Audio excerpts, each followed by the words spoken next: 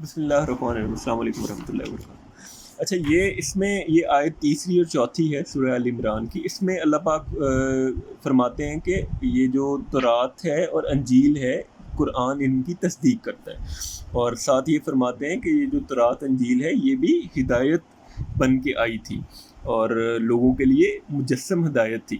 تو تورات اور انجیل ہے کیا؟ تورات اور انجیل، ہم آپ کو آئیڈیا ہے کہ ابھی جو پڑھتے ہیں، ایون کرسچن جو دیکھتے ہیں، وہ بائبل کا مطالعہ کرتے ہیں۔ جو بائبل ہے، بائبل بیسیکلی ہسٹری کی کتاب ہے۔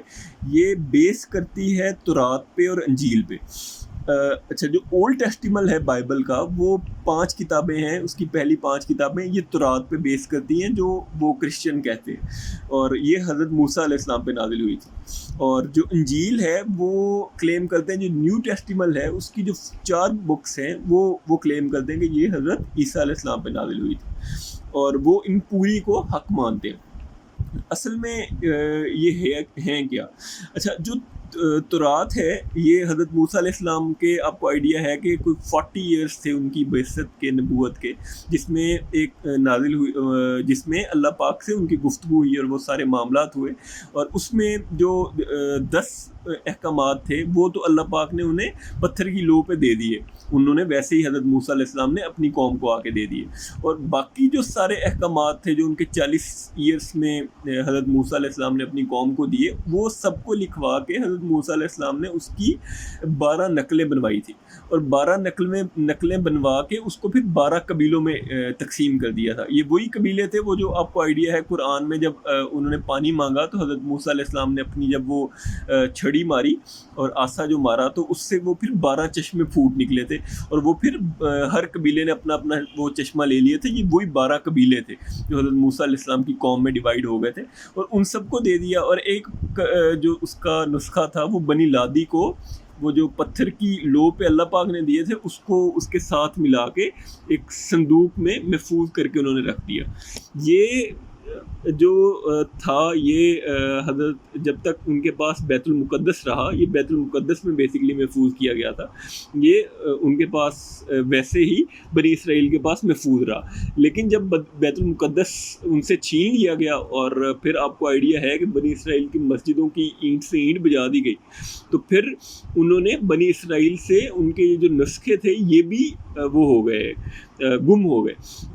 پھر اس کے بہت بعد میں، پھر عزرا کاہن کے دور میں، جسے عزیر بھی کہا جاتا ہے، تو پھر عزرا کے دور میں جا کے انہوں نے پھر اپنے بزرگوں کے ساتھ مل کے پھر بنی اسرائیل دوبارہ اکٹھے ہونا شروع ہوئے، تو پھر انہوں نے اپنے بزرگوں کے ساتھ مل کے یہ پوری ہسٹری کو دوبارہ لکھا، اور پھر ان کے پاس کچھ صحائف تھے وہ لکھے، اور پھر باقی جو تھی وہ ان صحائف کی شرح و وضاحت تھی۔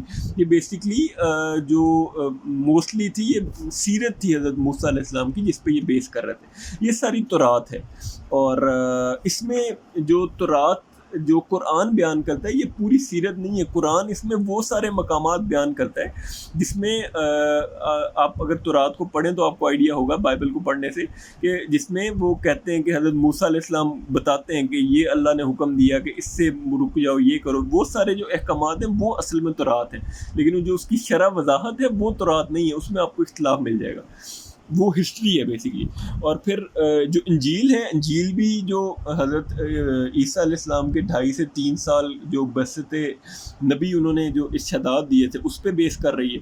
وہ بھی جو تقریباً 4 کتابیں ہیں، جس میں متی ہے، مرکز ہے، لوکا ہے، یوحنا ہے، یہ ان کو اناجیل کہا جاتا ہے۔ لیکن اس میں بھی جو انجیل ہے، وہ جو قرآن بیان کرتا ہے، وہ سارے وہ احکامات ہیں، وہ تعلیمات ہیں جو حضرت مسیح علیہ السلام نے دی۔ اس میں کو بھی آئیڈینٹیفائی کرنے کا طریقہ یہ ہے کہ اس میں آ جاتا ہے پہلے ہی کہ مسیح نے فرمایا، آگے وہ حکم ہوتا ہے، یا مسیح نے لوگوں کو تعلیم دی، آگے وہ حکم ہوتا ہے۔ وہ سارے جو ہیں وہ اصل ہے جس کی قرآن تصدیق کر رہا ہے، باقی اس کی پھر شرح وضاحت ہے جو ان کے علماء نے کی تھی۔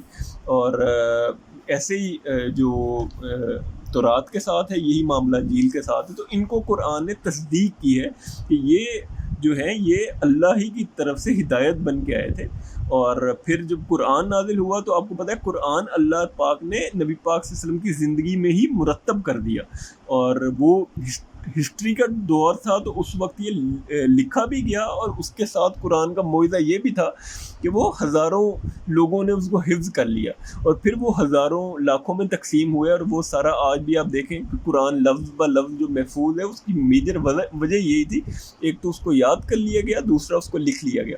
تو ابھی بھی اگر کوئی بندہ اس کا مطالعہ کرتا ہے بائبل کا، جس کی جو پہلی وہ جو 4 ہیں، وہ 5 کتابیں ہیں جن میں خروج، اخبار، گنتی ہے، استثناء ہے، یہ ساری جو اس کا تورات کا حصہ ہے، پھر انجیل کا حصہ ہے، اس کو جب آپ مطالعہ کرتے ہو تو وہ جو قرآن کا جو اسٹوڈنٹ ہے، وہ جو قرآن کو کسوٹی بنا کے اس کو پڑھتا ہے، تو اس کو بالکل آئیڈیا ہو جاتا ہے کہ جو احکامات اللہ کے ہیں اور کون سے ہیں جو شرع وضاحت میں انہوں نے خود لکھے گئے۔ امید ہے اس سے آپ کو یہ کلیئرٹی ہو گئی ہوگی۔ انہی کی قرآن اس آیت میں تصدیق کر رہا ہے کہ یہ اللہ ہی کی کتاب ہے اور یہ ہدایت ہی کے لیے آئی تھی۔ جزاک اللہ خیر۔ السلام علیکم۔